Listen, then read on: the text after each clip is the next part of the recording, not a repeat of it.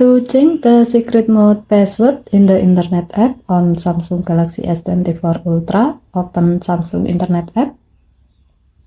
Tap the three horizontal line icon at the bottom right, and then tap Setting. Tap Personal Browsing Data. Tap Secret Mode Setting. Next, tap Change Password. Enter your current password. Tap OK button. Type your new password. As a note, to have a secure password, make sure it contains at least 4 characters, including at least 1 letter. Re-enter the password to confirm it. Tap OK button. The secret mode password has been changed, and now you can use it to access the secret mode in the Internet app. Okay, thank you for watching. Please help to like and subscribe. Have a nice day.